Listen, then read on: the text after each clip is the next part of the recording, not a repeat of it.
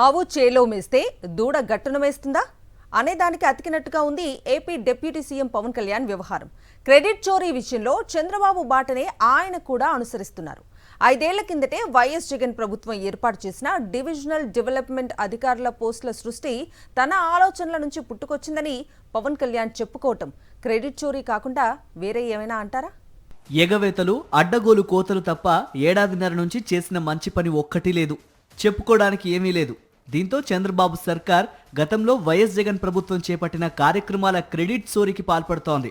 వైఎస్ఆర్సీపీ హయాంలో విప్లవాత్మకంగా ప్రవేశపెట్టిన పథకాలను యథేచ్ఛగా తన ఖాతాలో వేసుకుంటోంది. వైఎస్ జగన్ వినూత్న ఆలోచనలను చంద్రబాబు ప్రభుత్వం అటు ఇటు మార్చి తమ గొప్పలుగా చెప్పుకుంటోంది. వేగంగా జరుగుతున్న ఈ క్రెడిట్ చోరీలో సీఎం చంద్రబాబు దారిలోనే ఉప ముఖ్యమంత్రి పవన్ కళ్యాణ్ వెళ్తున్నారు. ఆయన గురువారం 77 డివిజనల్ డెవలప్మెంట్ కార్యాలయాలను ప్రారంభిస్తూ అవి తన ఆలోచన నుంచి పుట్టాయంటూ ప్రకటించుకున్నారు. నిజానికి పంచాయతీరాజ్ గ్రామీణాభివృద్ధి శాఖలో 1987లో మండల వ్యవస్థను తీసుకురాగా కీలకమైన ఎంపీడీఓలకు 33 ఏళ్ల పాటు పదోన్నతులు లేవు. ఈ పరిస్థితుల్లో వైఎస్ జగన్ ప్రభుత్వం ఎంపీడీఓలకు పదోన్నతులు కల్పించేందుకు నిర్ణయించింది. రాష్ట్ర చరిత్రలోనే తొలిసారి డివిజనల్ డెవలప్మెంట్ అధికారి వ్యవస్థను తెచ్చారు.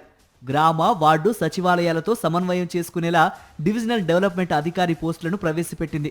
ఈ మేరకు ఒకేసారి పెద్ద సంఖ్యలో ఎంపీడీఓలకు పదోన్నతులు కల్పించింది.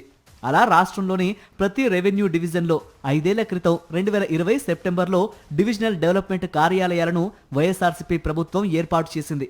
ఈ నేపథ్యంలో ఇప్పుడు deputy CM Pawan Kalyan divisional development కార్యాలయాలు తన ఆలోచన నుంచి పుట్టాయని చెప్పడం క్రెడిట్ శౌర్యంగా ఉందన్న విమర్శలు వ్యక్తమవుతున్నాయి.